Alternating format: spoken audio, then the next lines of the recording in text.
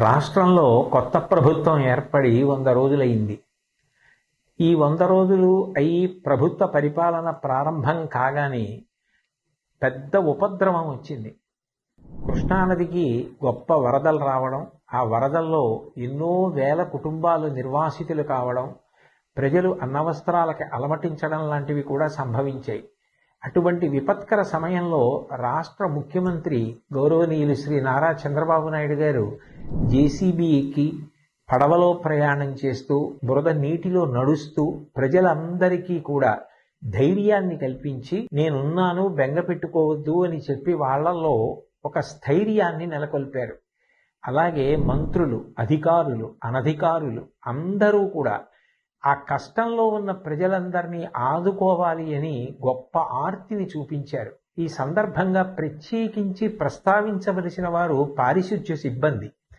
అనేక పురపాలక సంఘాలలో పనిచేస్తున్న వారందరూ కూడా విజయవాడ పట్టణానికి చేరుకుని అక్కడ అంటువ్యాధులు ప్రబలకుండా ఉండడం కోసం బ్లీచింగ్ చల్లడం లాంటి కార్యక్రమాలు నిర్వహించడంతో పాటుగా మంచినీటి సౌకర్యం ఏర్పాటు చేయడం, నిత్యావసర వస్తువులు అందచేయడం, ఇవన్నీ కూడా యుద్ధ ప్రాతిపదికన చేశారు. స్వచ్ఛంద సంస్థలకి సంబంధించినటువంటి అనేక మంది సభ్యులు, ప్రజలు, వ్యాపార సంస్థలు, విద్యా సంస్థలు ఇతోధికంగా విరాళాలను ప్రకటించాయి. నిజంగా ఇటువంటి కష్ట సమయంలో అందరూ ఏకోన్ముఖులై నడవడం, అటువంటి సమైక్యతాభావం చూపించడం చాలా చాలా గొప్ప విషయం.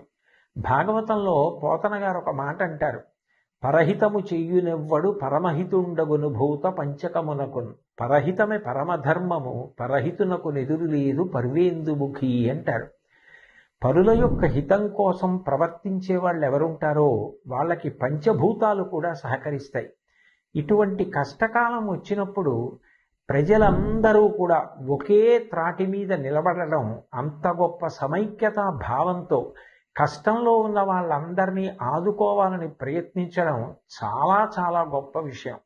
రవీంద్రనాథ్ ఠాగూర్ చెప్పినట్టు, where the mind is without fear and the head is held high, where the world has not been broken up into fragments by narrow domestic walls అని స్త్రీ, పురుష, పండిత, పామర, కుల, మత, వర్ణ, వర్గ, ధనిక, పేద విచక్షణ లేకుండా అందరూ ఒక్కటిగా నిలబడి ఆ ఆపదని ఎదుర్కొన్నటువంటి విషయం నిజంగా ఎంతో స్ఫూర్తిదాయకం. రాబోయే కాలంలో కూడా సుపరిపాలన ప్రభుత్వం అందించడానికి, ప్రజలందరూ సమైక్యంగా ఉండి ప్రగతి బాటలో నడవడానికి కావలసినటువంటి మంచి బుద్ధి వైభవాన్ని పొందడానికి భగవంతుడు తన ఆశీర్వచనాన్ని అందించాలని, ఈ రాష్ట్రం బాగా వృద్ధిలోకి రావడానికి అది కారణం కావాలని నేను భగవంతుణ్ణి ప్రార్థన చేస్తూ, నిజంగా ఈ కష్టకాలంలో అంత గొప్పగా నిలబడిన అందరికీ నా హృదయపూర్వక నమస్కారాలు తెలియచేస్తూ సెలవు తీసుకుంటున్నాను.